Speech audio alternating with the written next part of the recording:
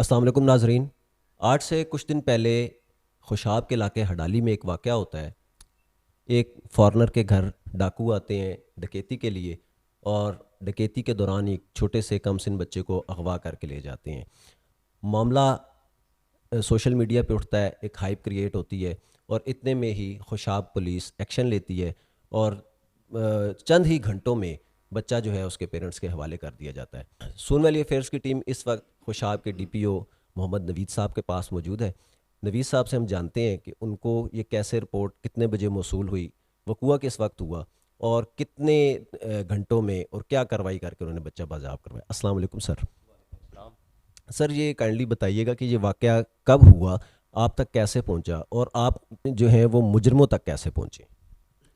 30 दिसंबर की रात को तकरीबन 1:30 बजे हमें 15 की कॉल मौसूल हुई कि हडाली के एरिया में हाउस रॉबरी हुई है। इस पे हमारे जो पेट्रोलिंग टीम्स थी उन्होंने फौरी तौर पे रिस्पॉन्ड किया, और जब वहाँ जाके वकूए का जायज़ा लिया तो वहाँ पर ये अनर्थ हुआ कि ना सिर्फ ये हाउस डिक्वाइटी हुई है, बल्कि इसमें साथ ही साथ बच्चा जो है 14 मंथ्स का मोहम्मद जमील, वो भी किडनैप हुआ है। तो जब ये अनर्थ हुआ तो उसके बाद एक अलार्म जो है वो क्रिएट हुआ और वो जनरेट हुआ। उसके बाद फौरी तौर पर वहाँ पर हमारे जो डीएसपी सदर थे उन्होंने रिस्पॉन्ड किया और वहाँ जाके जाए वक़ुआ का जायज़ा लिया, और उन्होंने ये सारा जो वहाँ का वक़ुआ था वो हमें ब्रीफ़ किया। जैसे ही वो ये ब्रीफ़ हुआ तो उसके बाद हमने अपनी जो क्राइम सीन यूनिट है वो वहाँ पर सेंड की, जो हमारी पंजाब फॉरेंसिक साइंस एजेंसी की टीम है वो वहाँ पे सेंड की, ताकि वो वहाँ से जाके एविडेंस को कलेक्ट करें। एविडेंस कलेक्ट करने के बाद जितने भी वहाँ पर विक्टिम्स थे उनका इंटरव्यू हुआ, और उससे जितनी इन्फॉर्मेशन हमें कलेक्ट हो सकती थी वो हमने कलेक्ट की। वो कलेक्ट करने के बाद जितनी वहाँ पर गाड़ियाँ यूज़ हुई थी वो हमने चेक की, और उसके बाद जो सीसीटीवी कैमराज नियर बाय लगे हुए थे उन सब की हमने फुटेजेस लेना शुरू की। उसके बाद मल्टीपल टीम्स जो थी उनमें हमने टास्किंग कर दी कि कौन विक्टिम जो सपोर्ट है वो करेगा, कौन वहाँ पर जो अरेस्ट हैं उनको इंश्योर करेगा, कौन वहाँ पर जो लेफ़्ट और राइट पे रोड्स जा रहे हैं वहाँ पर जो पब्लिक रहती है उनका इंटरव्यू करेगा, ताकि जितने भी नोटोरियस एलिमेंट्स हैं उनको देखा जा सके। ये सारा कुछ करने में हमें तकरीबन नेक्स्ट 6 to 8 आवर्स लगे, और उसके बाद हमने ये सारी इन्फॉर्मेशन जो थी कि ये इंसिडेंट हुआ है ये अपने हाई अप्स को भी कन्वे की, क्योंकि हाई प्रोफाइल इंसिडेंट था। ऐसे इंसिडेंट बहुत ही कम होते हैं कि डिक्वाइटी भी और साथ ही बच्चे को भी किडनैप कर लिया जाए। अब हम इसमें मज़ीद ये देख रहे थे कि आया ये रैंसम के लिए है या कोई और एनिमिटी है इन ग्रुप्स के दरमियान, विक्टिम के दरमियान और अक्यूज़ के दरमियान, ये क्या चीज़ सामने आती है। नेक्स्ट डे हमें कन्वे हुआ कि जी एक रैंसम की कॉल भी आई है और 100 जो मिलियन रुपीज़ हैं वो डिमांड किए गए विक्टिम से कि वो दें तो हम वो बच्चा जो है वो रिलीज़ करेंगे। उस कॉल की बेस पर हमने अपना काम करना शुरू किया, और हमें उसके बाद लोकेशंस मिलना शुरू हुई और उस पर हम प्रोसीड करते गए। हमने इसमें 3 टीम्स बनाई थी जो कि अरेस्ट के लिए गई थी। इसी तरह एक हमने आईटी के लिए टीम बनाई थी जो आईटी डाटा पे काम करना शुरू किया, और आहिस्ता आहिस्ता हमें लोकेशन मिलना शुरू हुई, और फाइनली हमने जाके विद इन 42 आवर्स इस बच्चे को जो है अटक में खुर्द के मकाम से रिकवर किया, और लाके बच्चे के पेरेंट्स को रिकवर्ड बेबी जो है उन्हें हैंड ओवर किया जी। सर ये जिस तरह आपने फरमाया कि अटक से आपने बेबी जो है वहाँ से उनसे लिया है, और मुजरिम आपने वहाँ से पकड़े हैं, तो ये कोई प्लान था, प्रॉपर इस प्लानिंग थी, कोई बड़ा गैंग था, या वैसे ही डकैती के दौरान ये सब कुछ हुआ है, यहाँ से लोग भाग के गए हैं। जी, क्राइम सीन जब हमने विज़िट किया तो उसमें भी ये चीज़ हमें डिस्कवर हुई कि ये जो है एक प्लान्ड एक्टिविटी थी, और during the course of interrogation भी जो इसमें रिंग लीडर था उसने हमें बताया कि ये उसने प्लानिंग की थी फॉर लास्ट 6 to 7 मंथ्स। वो ये प्लान कर रहा था कि किस तरीके से उसने ये अटेम्प्ट करनी है। सर इस वाक़े के बाद पुलिस का इमेज जो है वो बहुत ज़्यादा बेहतर हुआ है आवाम की नज़रों में। आप ख़ुद क्योंकि पुलिस सर्विस में आए हैं तो आपने भी देखा होगा कि आवाम जो है वो पुलिस के पास आने से घबरा जाती है। ये जो एक तसव्वुर है इसको कैसे ख़त्म किया जा सकता है। आपने बिल्कुल सही कहा कि इससे इस वाक़ये में और बच्चे को टाइमली रिकवर करने से पुलिस का इमेज जो है बहुत ज़्यादा बेहतर हुआ है। और ये हमने सोशल मीडिया पे भी देखा कि जहाँ कहीं पर भी ये वीडियो वायरल हुई बच्चे को हैंड ओवर करने की, और जहाँ जहाँ जिसको भी पता चला कि 42 आवर्स में 1 साल 4 महीने का जो बच्चा था वो रिकवर हुआ, तो उसमें बड़ा ही पॉजिटिव फीडबैक आया। लेकिन दूसरी तरफ जो आपने बात की कि आवाम जो है वो पुलिस के पास आने से कतराती है, तो मैं ये समझता हूँ कि ऐसा बिल्कुल भी नहीं है। जो कोई भी मुसीबत में होता है तो सबसे पहले वो अल्लाह ताला को याद करता है, उसके बाद अगर वो इस रूए अर्ज़ पर मौजूद है तो वो मुसीबत में पुलिस को ही याद करता है, 15 को कॉल करता है और दूसरी कॉल जो उसकी जाती है वो 1122 को जाती है। अब आगे बात आ जाती है कि पुलिस उसको ट्रीट किस तरीके से करती है। पुलिस का रिस्पांस जो है वो बहुत ज़्यादा मैटर करता है। इस केस में जो हमारा एएसआई वहाँ पर पहुँचा था, अगर वो इस चीज़ को सही तरीके से ना देखता या सही टाइम पे ना पहुँचता तो यकीनन ये सारी एफ़र्ट हमारी नेगेटिव चली जानी थी। अगर वो इस चीज़ को ना समझता कि वो बच्चा किडनैप हो गया और वो बच्चे की रिकवरी ज़्यादा इंपॉर्टेंट है ना कि उन डेकॉइट्स की गिरफ्तारी। अगर हम इसमें देखें बच्चा रिकवर खुदा ना खास्ता ना होता, बच्चे को कोई हार्म हो जाता, बच्चे की डेथ हो जाती और वो हम सारे डाकू भी अरेस्ट कर लेते, तो वो हम रिलीफ ना दे पाते इस पार्टी को जितना हमें वो बच्चा ज़िंदा सलामत रिकवर करके उसकी माँ के हैंड ओवर किया है। तो पुलिस का और पब्लिक का मैं समझता हूँ कि चोली दामन का साथ है।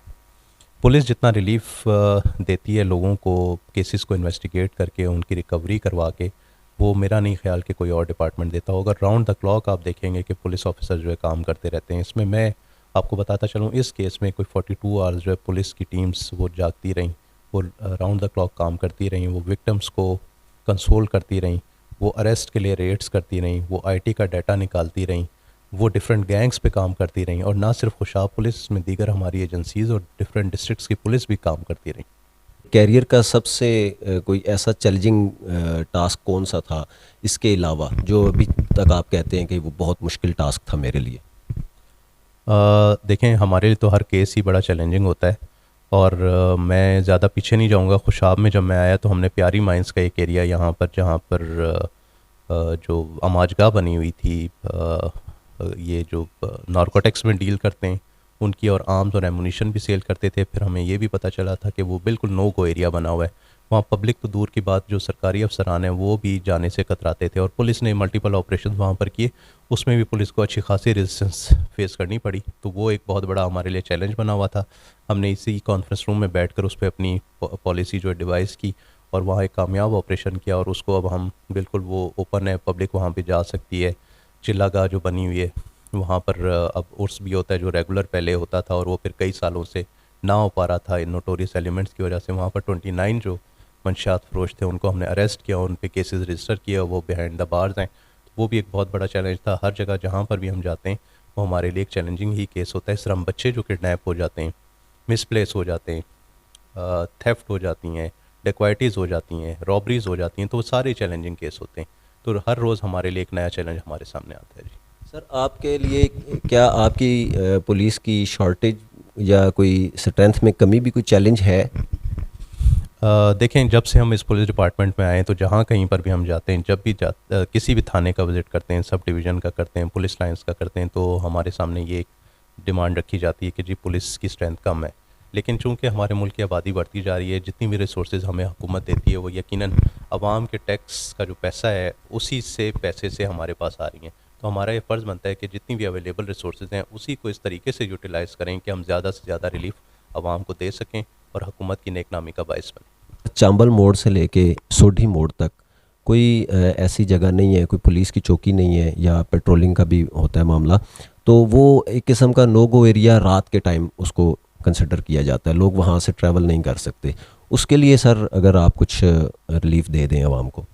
इसमें देखें, हमने जो अभी अपना प्लान आगे भेजा है हुकूमत पंजाब को, उसमें हमने पदराड़ के लिए एक थाना जो है वो सजेस्ट किया है, प्लस नौशेरा को हम सब डिवीज़न बनाने के लिए डीएसपी की पोस्ट जो है वो हमने आगे उन्हें फॉरवर्ड की है, और बहुत जल्द नौशेरा में जो थाना है वो न्यू कंस्ट्रक्ट होने जा रहा है।